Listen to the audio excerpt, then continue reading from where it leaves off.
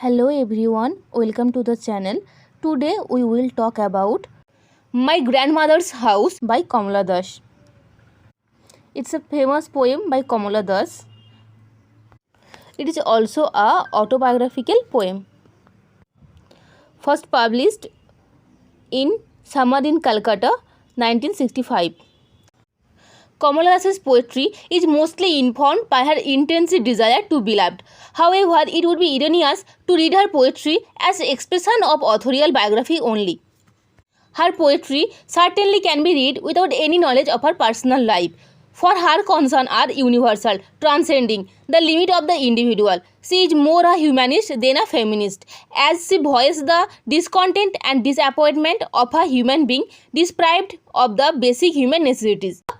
My Grandmother's House is one of the nostalgic poems of Kamala Das, where she portrays the happy carefree days of her childhood. In Malabar, she used to live in the aristocratic parental home, which was affectionately supervised by her grandmother, who had always been a source of love, affection and inspiration to her. From her autobiography, My Story, we learn that during one of her serious illness, during her nervous breakdown in the noisy city of Bombay, she had taken shelter in that house and was nursed back by her grandmother. So, the grandmother for her becomes a substitute for a mother. Okay, let's start the poem. The starting line is, "There is a house now far away where once I received love." The speaker begins by remembering a long-lost house in which she felt love. That woman died. The speaker's grandmother, who lived there, was dead. The house withdrew into silence. Snakes moved among books.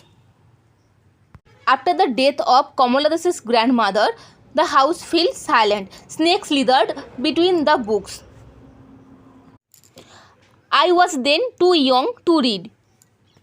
Then thus was too young to read the book that stored in that house seems to her horrible and repulsive as snake. And my blood turned cold like the moon. When her grandmother died, the speaker felt as if her blood had turned as cold as the moon. The sense of loss of affection and protection sent a chill through her, and her blood became cold like the moon.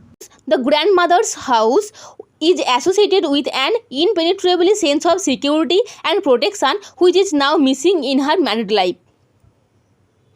Next, how often I think of going. The speaker often dreams of going back to the house, there to peer through blind eyes of windows or just listen to the frozen air. The speaker wants to squinting through its empty windows or listening to the cold, lifeless air.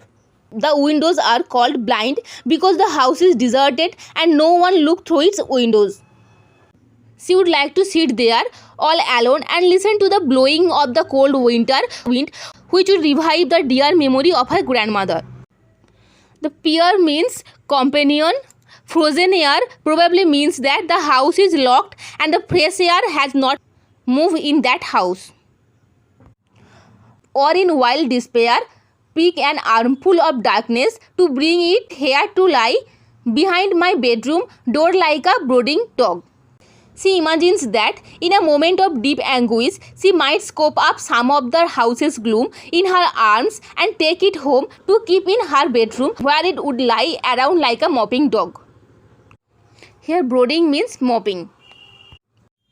At the end of the journey, she will return home with a handful of dark, painful memories which will be her constant companion now and which will be faithful. Even the darkness of this house kept her secure. You cannot believe, darling.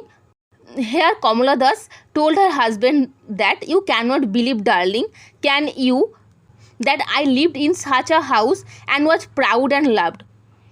She told her husband that she get very much love and care in that house, and it was a proud moment for her. I who have lost my way and beg now at strangers' door to receive love, at least in a small change. Here she wants to say that She had so much love and care, which is now lost, and she begged for it even from the stranger. The poem ends with the lament that now she does not get love, even in small measure.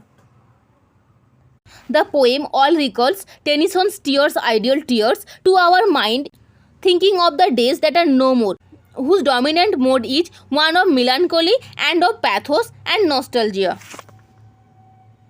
I hope you all understand. If you not understand, please comment me. Thanks for watching.